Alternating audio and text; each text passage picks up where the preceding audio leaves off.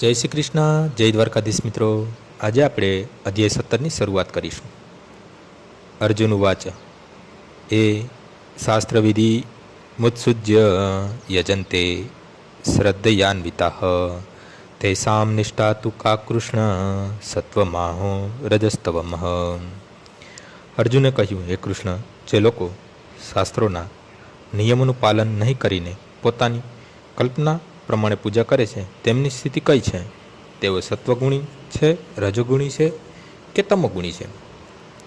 ચોથા અધ્યાયના 39માં શ્લોકમાં કહ્યું છે કે અમુક વિશિષ્ટ પ્રકારની પૂજા નિષ્ઠાવાન મનુષ્ય ક્રમશઃ જ્ઞાનની અવસ્થા પ્રમાણે પ્રાપ્ત કરે છે અને શાંતિ તથા સમૃદ્ધિની સર્વોચ્ચ સિદ્ધાવસ્થા સુધી ઉન્નત થાય છે.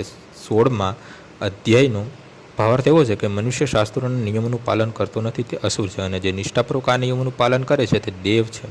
હવે કોઈ શ્રદ્ધાવાન મનુષ્ય શાસ્ત્રોમાં ન હોય તેવા નિયમોનું પાલન કરતો હોય તો તેની સ્થિતિ કેવી હોય છે?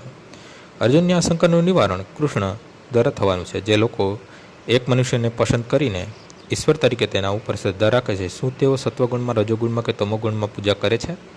શું આ લોકોને જીવનની સિદ્ધાવસ્થા પ્રાપ્ત થાય છે? શું તેઓ વાસ્તવિક જ્ઞાન પ્રાપ્ત કરીને ઉચ્ચતર સિદ્ધ અવસ્થા સુધી ઉન્નત થઈ શકે છે કે?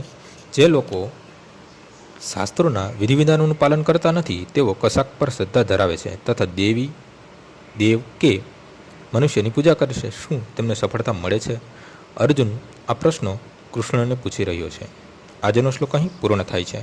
આવતીકાલે ફરીથી સવારે 6 વાગ્યે મળીશું. જય શ્રી કૃષ્ણ.